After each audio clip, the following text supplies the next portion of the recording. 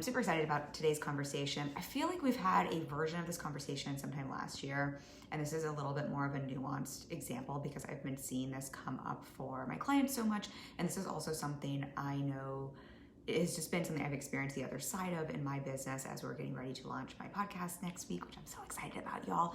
And just knowing we put out a ton of content and quite a bit in my business, and knowing how important what we're going to talk about today was for me to stop doing so that I could have what we consider, I don't know if anyone knows, Brendon Burchard talks about this prolific output, or prolific productivity, and being able to put out so much content in business. So I really want to break this down because this is something I'm lovingly chatting about with my clients all the time. And it's one of those things, I think it's, we don't even realize we're doing it. And so that's why I want to bring this to the table and chat about it today. Before I do, a couple announcements, and I'll repeat them at the end, but just a reminder, my podcast that I'm so excited about, y'all. One Question, Unapologetic Questions for Unapologetic Results, launches on Monday. We go live on Monday. I think we just got approved by Apple. We had some tech stuff there going on. So if you would like to join us for the launch team, which basically means you sign up, it's completely free.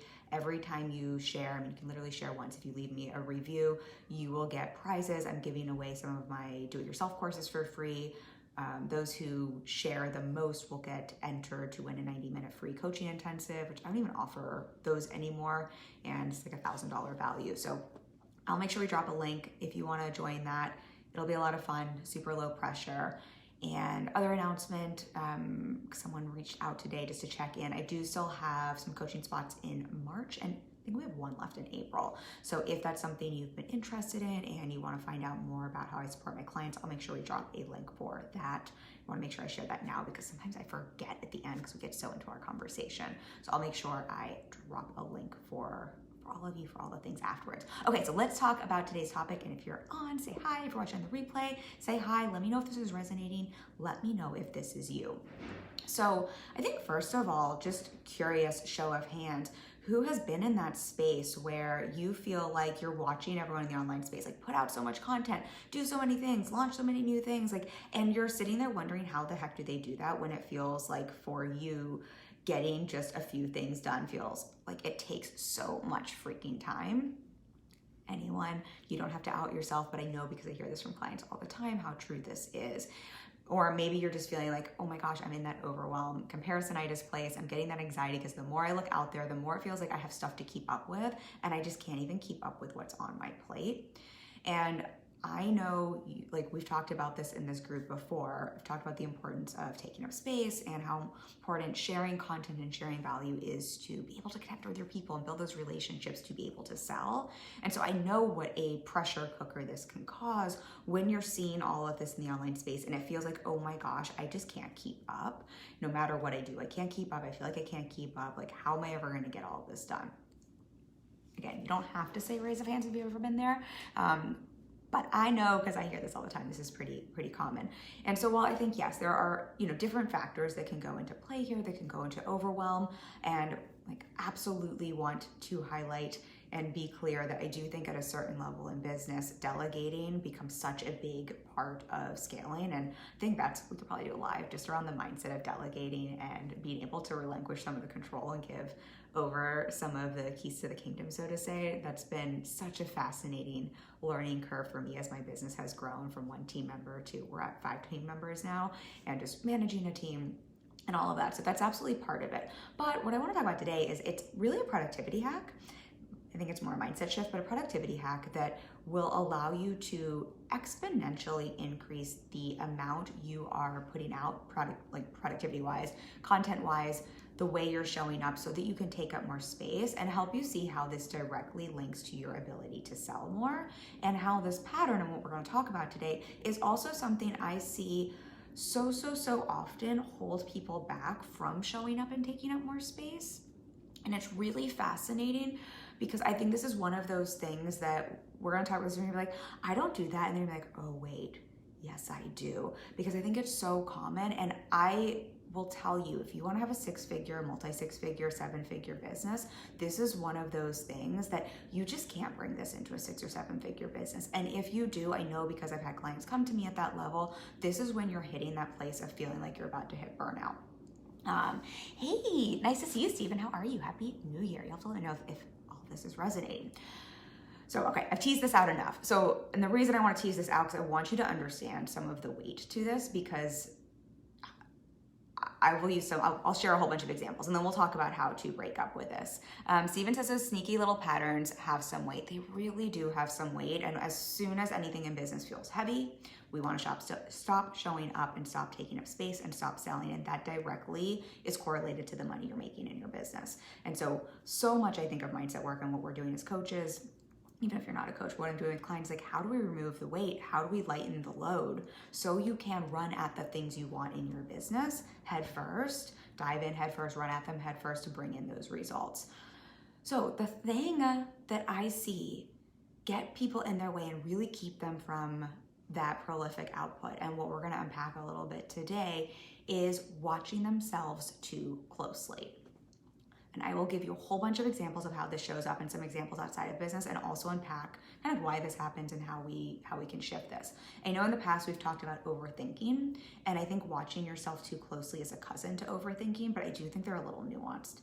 And I'll give you an example outside of business to help you understand how much this keeps you from showing up, having that prolific output, and creating those epic results in your business, and how this will keep you from those 6 figures, those 7 figures in your business. Like this, like the watching yourself too closely, just it like that has to go at a certain level, or it will weigh you down. And that's when people have burnout, adrenal fatigue. Like it just really can do a lot of damage, not to create a story, or to worry monger anyone, but I've just seen the behind the scenes of this. So watching yourself too closely, I'm gonna give you 2 examples totally outside of business. For my females out there, maybe my guys know this too. Have you ever gotten into that thing where you get in the mirror and you start plucking your eyebrows, and you're so close, you haven't zoomed out, and you're so close, and you're being so nitpicky, and you're just watching so closely, so you can't stop, and you just get into that mode, plucking your eyebrows, and then all of a sudden, when you zoom back, you realize oh my gosh, you have the thinnest eyebrows in the world, or you have a hole over here. I know 12 or 13-year-old me who wasn't allowed to pluck her eyebrows, to this day, part of my eyebrow will grow in because of that. Anyone else? I know this is the weirdest example ever, but that's such a real example of what we do as humans. We want to zoom in so closely to something and watch ourselves, or watch something so closely that we get this close to it. And when you do that, you can't see the bigger picture. And you get so stuck and obsessive trying to fix one little thing and looking for problems and trying to create a problem. And that's when you end up with no eyebrows. Similar, this is kind of a gross example, but we're gonna go with it. You know those mirrors that do the microscopic zoom in, you know what I'm talking about? I don't have one because I think they're horrible for your self-esteem, but it's, you know what I'm talking about, those mirrors, they blow your face up, super zoomed in. If you have something like that, I promise you, even if you have the most flawless skin, even if you are have the best self-esteem in the world, if you go and sit in front of one of those mirrors for long enough, you will find something that you need to address or look at. Sort of if you were to x-ray your body every single day and just keep looking at those, you'd probably find something there. Because, and this is why watching yourself so closely is so incredibly damaging in your business, to your output, to your prolific output, to your sales process, to the money you're making. Because here's the truth. If you look at anything closely enough, if you watch anything closely enough, if you zoom into anything, you will find a problem. You will find a mistake. You will find something wrong. Unless it's made by, I don't know, some robot type thing.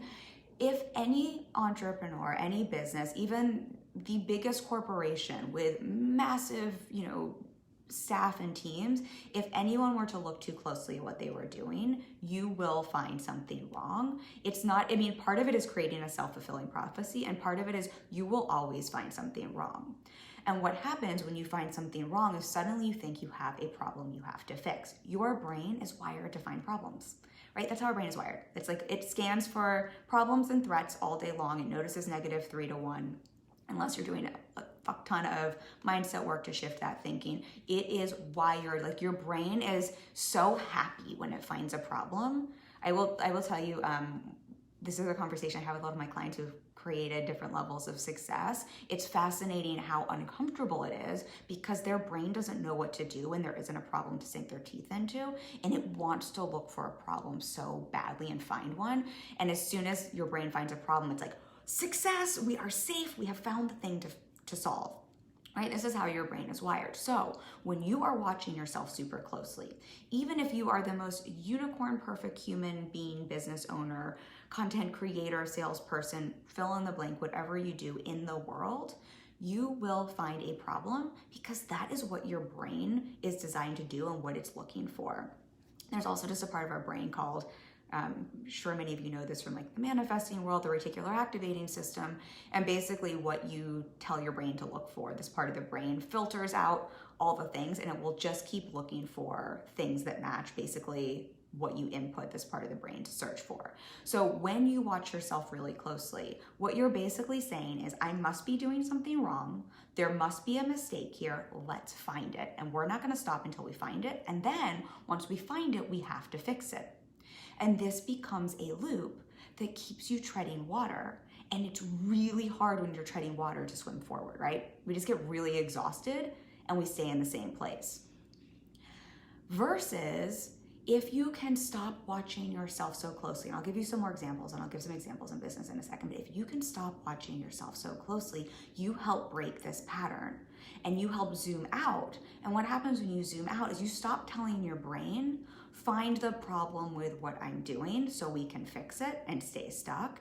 And instead you open up and create space to actually look forward to where you're going, to create from the future, to face yourself forward, to create more of that prolific output, which means you are putting yourself out there. You're taking more space up. You're able to connect with more people. You're able to sell more. You're able to make more money. You're also not getting stuck in this loop where you're constantly finding things to fix that essentially aren't real problems that don't need to be fixed, which means you can keep running forward at what you want to create. Let me know if this is making sense, because I find this is one of those things, again, I think a pretty simple concept, but I'm pretty sure most people, unless you're aware of this, do this on some level without even realizing it because it's human nature, just what your brain wants to do. And if you add in any sorts of, comparisonitis or pressure in the business world, it's a really easy place to get stuck in. And again, it just creates that loop of looking so closely, finding a problem, needing to fix it, and then getting stuck treading water instead of moving forward.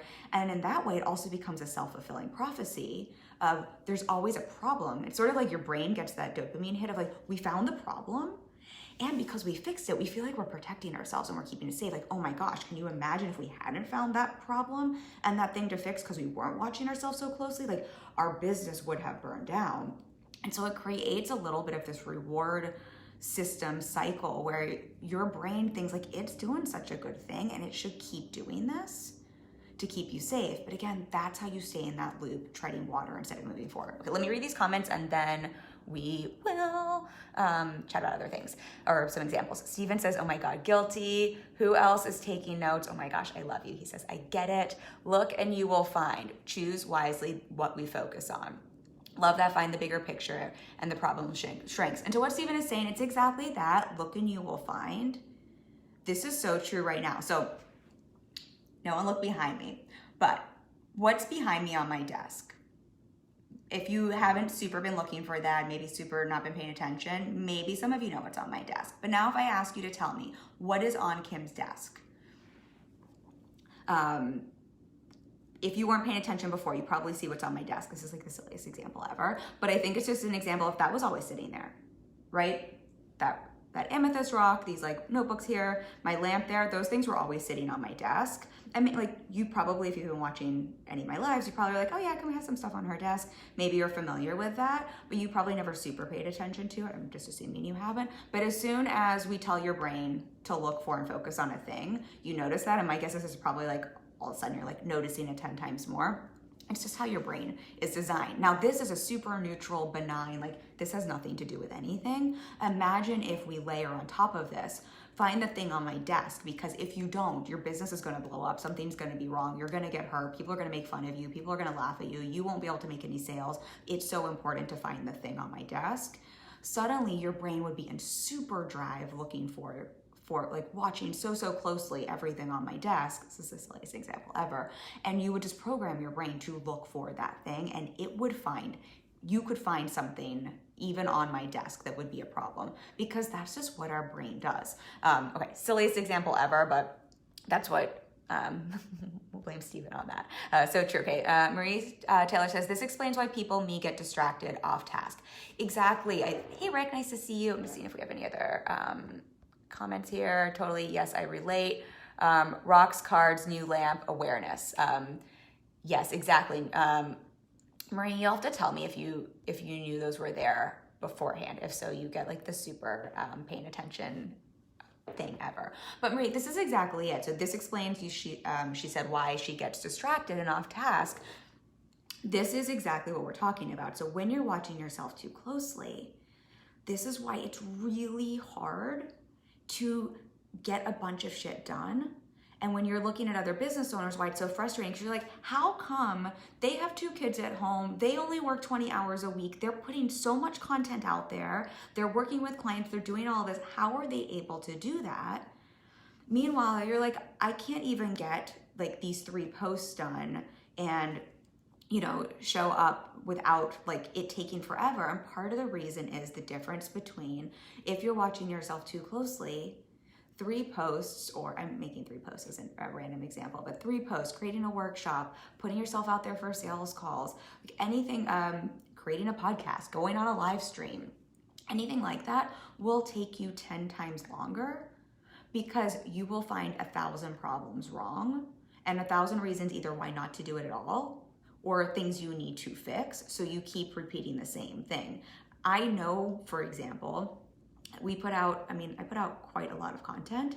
I know if I was focused on, I need to watch myself really closely and I need to find what I'm doing wrong and I need to find the mistake so I can correct it ahead of time. I know I could literally spend all week just editing and looking at the posts we put like the written posts we put out. And I literally would not be able to hold space for clients. I literally wouldn't be able to have sales calls. I literally, like, it would, while I might have like, I don't even know if they'd be perfect, but like really great posts going out, we literally wouldn't even be able to get those out or serve the people in my business, and it would cost my business so much money. And I just want everyone to see that, because I think it's so easy to think that that's doing I think what the brain wants to tell you is that is doing your business a service when you're watching yourself that closely and checking things that closely and making sure everything's right that closely and looking for the problems that closely, when really it does the exact antithesis of that. Marie says, yes, I knew. You get super paying attention to detail points, Marie, or that wasn't the world's greatest example for a reticular activating system. Rick says, I noticed that you were wearing a black sweater and the other day you were wearing a white shirt that blended into the background. This is me looking for a problem. Okay, you all get such good points for, I didn't give you enough credit for paying attention to detail, so you get credit for that. And I'm trying to think of a better example for this. I have a different example that will be a little, what I want everyone to see is like how your brain, if you're paying attention, and everyone who maybe didn't know it was on my desk or wasn't paying attention to the fact that I wore a black sweater, now that I said that, that is what you will notice. But I want everyone to see how the brain, and this isn't necessarily looking for a problem, but how it looks for and finds what you tell it to look for and find. And so how if you look closely enough, you will always find a problem. So I'm going to use my past acting experience as an example here, because I think this is for anyone who's ever been in the acting world, and this is anyone who does any kind of creative work, this will relate, which I think business is one of the most creative things you can do. As business owners, we are literally creating new ideas, new things every day. Even if you're not considering yourself a creative, it is creative problem solving you are creating. So I consider you a creative. But when I was back in my acting days, one of the biggest lessons I had to learn, what we're talking about here, where it's like, don't watch yourself too closely, because if you're watching yourself too closely, you will find a problem and that will keep you treading water instead of moving forward, which in business, in acting absolutely affects the way you take up space and absolutely affects your sales. Sales and acting is booking an acting job. And so the 2 ways this would show up, one, when you would get audition material, is so easy to obsess and watch your rehearsal process really closely and like obsess over a line and to obsess over the details and to like really watch yourself. And as soon as you start watching yourself in the rehearsal process, guess what? Like you're doing things wrong, you're in your head, you're not what great acting, I believe so much of great acting is really embodying a role, letting the lines go so you can show up, take up space, let your energy fill the role, embody the role so you can really listen and be present with whoever you're acting with instead of getting up here trying to do things right. So as soon as you would watch yourself too closely as an actor or an actress, and this would be the same for anyone who's, writing, if you're watching yourself too closely literally while you're trying to write or on a live stream, if I was super like paying attention to what I was doing right here, what happens is you get up in your head and all you do is find the mistakes. It's sort of like if you've ever, and I think what's similar to this in business is if you've ever been on a sales call where you suddenly realize you're not even listening or paying attention, you're up in your head, it's almost like you're having an out-of-body experience. That's probably because you're watching yourself too closely. And so in acting, that would break down the performance and it would make it really hard to take direction or to even just to listen to the person in front of you to respond in an acting role. Because what happens, as soon as you find a mistake in yourself, I don't know, anyone here who's a high achiever, creative, cares about their work, then you feel really shitty. And you're like, well, I suck, self-fulfilling prophecy, I'm not gonna get this, why even bother? You're all like, anxiety starts going, all of the things that will essentially sabotage you from the one thing you're trying to do by watching yourself so closely, which is to book the role or to book the client. Let me know if this is making sense. Other thing, and I think these are like the two sides this happens in business. So in business, we do it this way where it's like we watch ourselves in the process of doing so closely, which takes us out of it. And if you're on a sales conversation, again, takes you out of listening, takes you out of paying attention, takes you out of, I think sales calls can be really transformative and magic, but it takes you out of that because you're watching yourself instead of paying attention to the person in front of you. The other place I see this show up, and acting is another great example, I will out myself. I was so guilty of this, y'all. This was something I had to work so hard on. And one of our acting coaches would just make jokes about this all the time because it was so relevant. You'd go and have your audition and like, you'd be finished with it. It's done, right? And so similar to business, you've created a piece of content, you've done a live stream, you've created a podcast episode, you've had a sales call, it's done, meaning you can't go back and change anything, right? And if you want that 6-7 figure business, if you want to be able to run forward at your next result, the best thing to do when something is done is to let it be done and move forward to the next project. And what would happen after an audition, this is what I used to do, is you'd want to replay what you did. I would literally get into my car and like try to go through, like in my car, like in my rearview mirror, like try to act out the scene and try to replay, like, what did I just do there? Because I was watching myself very closely to see, did I do okay? Did I do something wrong? What was the thing I fucked up? What could I have done better? Which not only does zero service for the audition, but what it does is it keeps you from running forward at the next thing. And I'm going to share something how this ties into business because I think this can get very confusing with looking at data and feedback. So if that's a question someone has, I got you on that.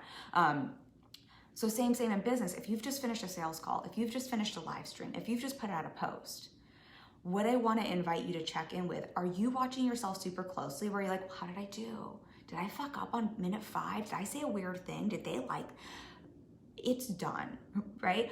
If you just had a sales call, are you in the middle of it watching yourself or is it done and you're like trying to rehash and replay everything that happened? That's watching yourself really closely. And again, human, this is a human pattern. As humans, we just love to relive the past over and over again and put it onto our present. But what happens then is we keep reliving our past into the future. And what is going to serve you in business is to notice this so you can start to pattern interrupt this and start to train yourself to stop watching yourself closely. So instead, you can let that be done and move on to the next thing in your business. I mean, how many hours are wasted in business do we think watching ourselves looking for things to fix that either don't need to be fixed because they're not a real problem or that are done that it doesn't even, like you can't even go back and fix? And how much prolific output, how much could you show up? How much could you take up space? How much content could you create? How much value could you put out there? How much could you connect with people and sell if instead of watching yourself closely, you looked forward instead of the people you're serving? Right? It's kind of crazy to think about. And so then when you're looking at people in the online space and you're looking at that mom with the 2 kids who work 20 hours a week, making all this money in her business and wondering how, I promise you that is part of how, because I work with some of those clients, it's because they have done the work to train their brain. And I'm not saying this is easy, like this is changing the way we think, but train themselves to stop watching themselves so closely and to stop creating problems that don't exist or just don't really matter, so they can look forward instead to the next thing. All right, I wanna read some of these comments and then I have some other comments. Let's see. Andrea says, it's making sense. I usually end up noticing what I did well. I love that. That is celebration. We're all for noticing what we did well. I think that's positive reinforcement. Steven said, that's not a bad idea at all. I have to try that. Oh, it was probably, I missed the comments are small, so I can't read that. So if that's something for me, I'll check that later. It's like way too small for my eyes in here. Steven says, that says a lot about your mindset, right on. Hey, Mary. Andrea says, thanks. This has been great. Thank you. I appreciate that.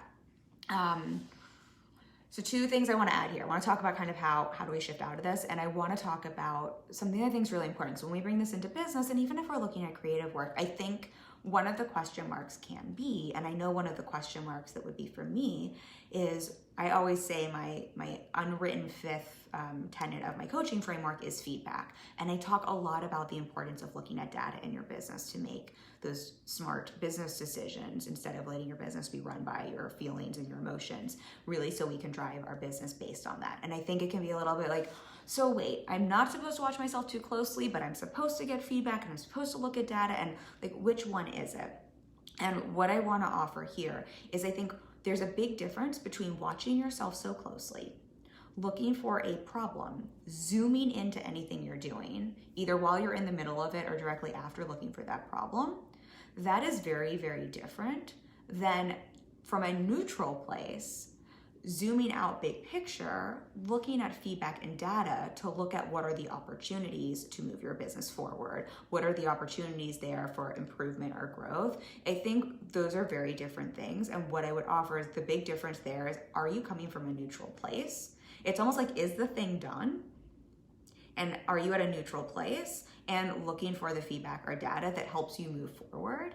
Or are you still wrapped up in the middle of it, zoomed in super close, looking for the thing because you're wanting to find what you did wrong so you can go and fix it, or so you can go and make it better? Does that difference make sense? Because I think it can be a little confusing, because it's sort of like, wait, are you saying we should never look, don't some of these things matter sometimes? And yes, sometimes these things matter. And what I will offer, and the big difference here, and what I just see in so many of my clients, the big difference is when you're watching yourself so closely, everything feels like a problem. Like, you can just find problems all day long. Most of them aren't problems that really matter. My clients probably hate me for this because I'm always saying, it's not a real problem. I'm always saying, like, there are no real problems here. So it's when you're watching yourself so closely and you're finding those problems, and it keeps you from moving forward. Looking at data, looking at feedback, that's, again, a lot more neutral, and that's really when we're looking forward, and it's almost like we've zoomed out instead of zooming in, and you're zooming out, and instead of looking at one data point really closely because you're watching yourself closely to make yourself wrong, you're looking big picture, zoomed out. How do all these different things come together so I can make an informed decision to take action to move me forward? It's almost like one's looking backwards, one's looking forward. Hopefully that difference makes sense, because I don't want to discount the importance of feedback and data. One is almost like when we look inward to find something wrong versus when you're looking neutrally at what's actually going on. Let's see. Stephen says, meetings, love ya. Andrea says 100%. Okay. Let me know if you have questions about this. And I can give a couple more examples if you want. I just want to see if my notes, if I had any other examples I really wanted to share here. And then we will talk a little bit, the main thing that I kind of already gave away in terms of the solution. So let me know if you do have any questions. Courtney says, jumping on late. Hi, and nice to have you, Courtney. So we're talking about, Courtney, anyone who's jumping on now, we're talking about watching yourself super closely in business and how this just kills output and how this kills productivity, and how if we look at multi-six-figure, seven-figure business owners, the way they're able to output so much, aside from delegating, which is so important. We are all about the importance of delegation. At a certain point, y'all, in business, it's delegation and mindset that helps you keep growing and scaling. I firmly believe that. But a big part of what allows someone to sustain 6 and 7 figures without hitting burnout is not watching themselves so closely. And I think, just to kind of put a button on this, and then we'll talk, one of just like a mindset I want to offer everyone here, so you cannot watch yourself so closely. I think one of just the things with watching yourself so closely, and this is what I've been saying in different ways, is if anyone here, if anyone watches, if I go and watch this live stream back and watch it super closely from the lens of, let me find what I did wrong so I can fix it, I guarantee you I could find so many things. One of the reasons I'm able to put this live stream out and have a podcast that's going out next week and put so much content out and serve so many clients and support so many clients, and still have a life and all of these things, is I'm unavailable for watching myself super closely. I also know it literally does not serve my business or my clients or my content or any of you if I do that, because I will stop outputting. I will stop having creative output. Not only because literally that will take up so much time and I'd find things, but what I think for all of us is so just helpful to remember how important our mindset is, aside from the fact that you will find a problem if you look for it. When you start shitting on yourself, when you're looking for, what did I do wrong? What did I do wrong? What did I do wrong? What do I need to fix? What did I do wrong? What do I need to fix? You tell me how good that feels. I don't know if anyone knows the experiment with Pavlov's dogs, where it's basically they get learned helplessness is the antithesis, or the result of this experiment, where they kept shocking dogs, and I'm like my memory in terms of exactly how they did it, but they would have dogs, I think, go to get food, and they would zap them, and at a certain point they just stopped trying, and they just had learned helplessness. So even if they removed the shock, or they removed what was this is a horrible experiment, and they put the food there, the dogs were just zapped, and they wouldn't go after it. It's learned helplessness is a very real thing, and humans are the same way. If you keep looking for problems, and you keep finding things wrong, and you keep finding things to fix, and you keep putting yourself in this place where it's no matter what I do, I find something wrong, it's sort of that same thing. It's you keep zapping yourself, you keep zapping yourself, you keep zapping yourself. At a certain point, you're going to have that learned helplessness feeling of what's the fucking point? Why bother? Everything I do is wrong. Everything doesn't get results. And it becomes it's not just a self-fulfilling prophecy that you'll find something wrong. And it's not just that this eats up so much time and energy where it's really hard to get anything done because you keep finding things you got to fix, and that treading water we were talking about, but you will corrode that self-trust and that self-belief that is so essential for running a business as a CEO. And this isn't even you have just even running a business neutrally and being able to have that prolific output, take up space to be able to sell, to be able to make money in your business. And it's just really damaging to the internal workings, into the mind, into your drive. So really, again, I know this sounds so simple, but I really want to help everyone understand, because I think it's just something we do as humans so often.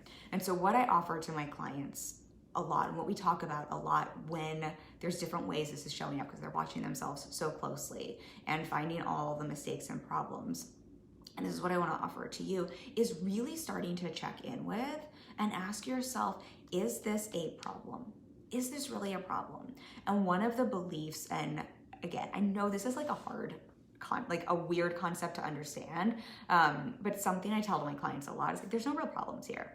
And really starting to believe and have adopt this mindset of there's no real problem unless I think it's a problem.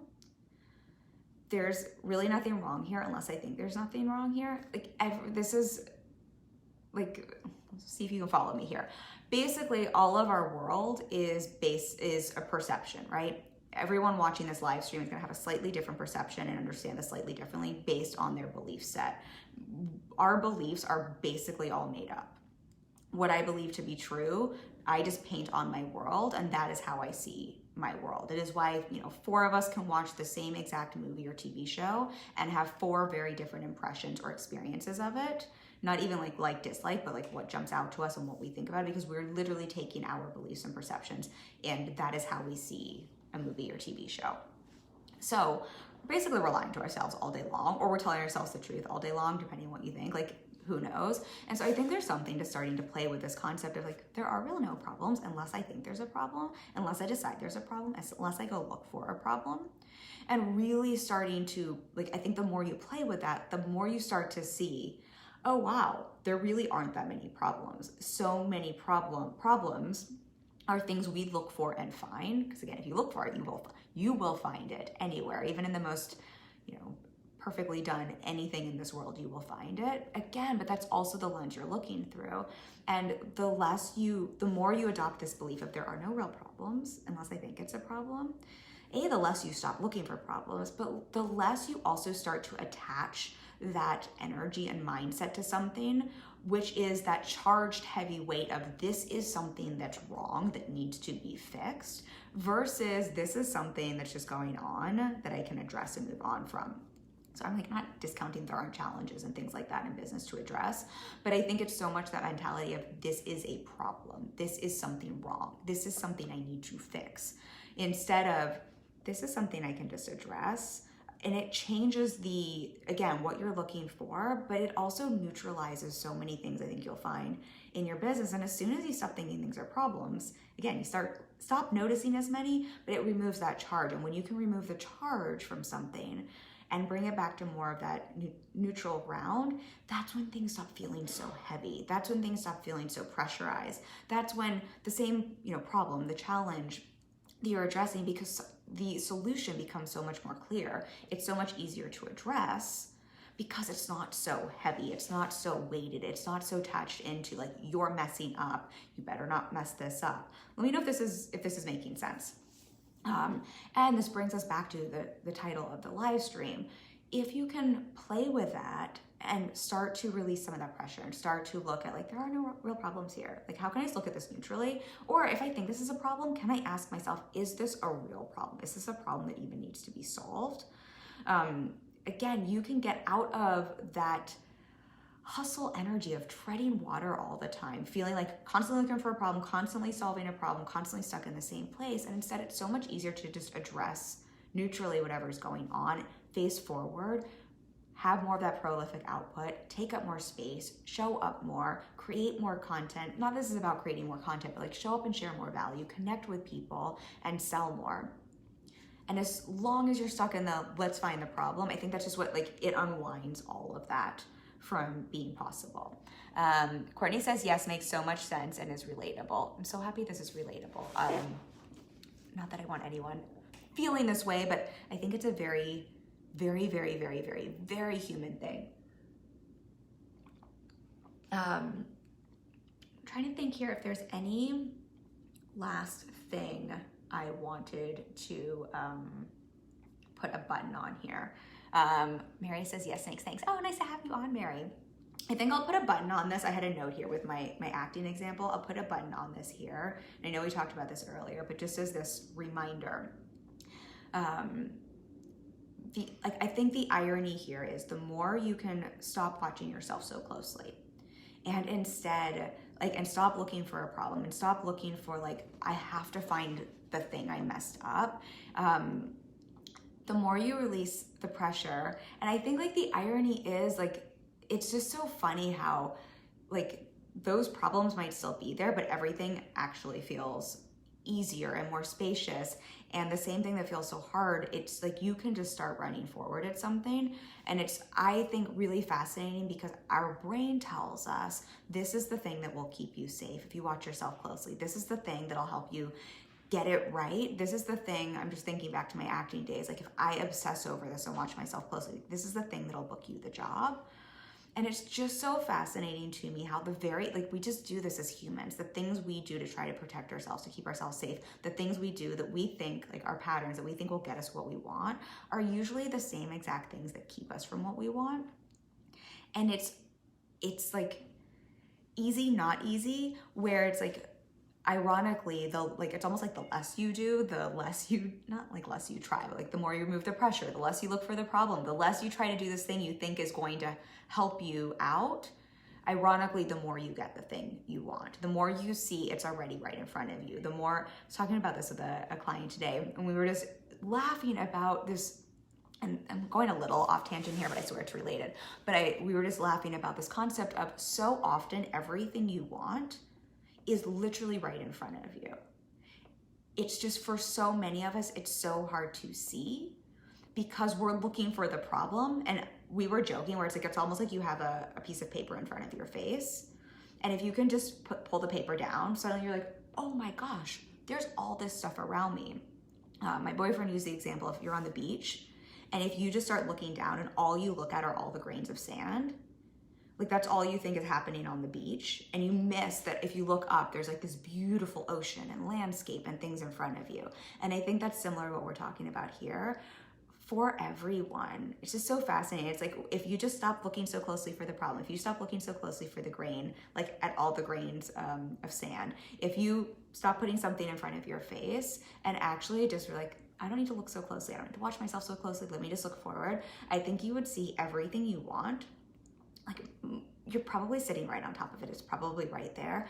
It's just so hard to see when you're looking so closely at yourself or something else.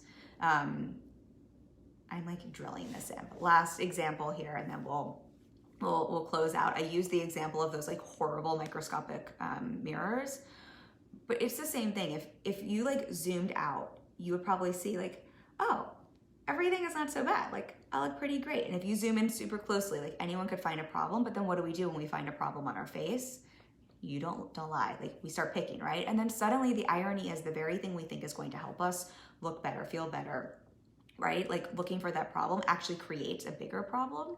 Instead, if you were just to zoom out and look at the big picture and see like, it's all good, there's no problem here. I feel like that's a little bit of a gross example, but I know at least some of you relate to that one. So there are no real problems here is what I want to leave you with. Stop watching yourself so closely. Stop watching yourself so closely. Stop watching every single line you write, every single thing you say. Stop watching yourself. And then when you want to look at data and feedback, look at that from a neutral place where it's not from the mindset of let me find the problem and the thing to fix. It's how can I look at the data and information and the feedback here to make informed decisions, to refine so I can move forward, so I can keep running forward, so I can create something new. Instead of how can I keep reworking stuff that's already done. Don't be the actress who's already finished the audition, who's replaying it in the car that literally doesn't serve anything, versus like getting some information and data where it's like, here's something you could try next time.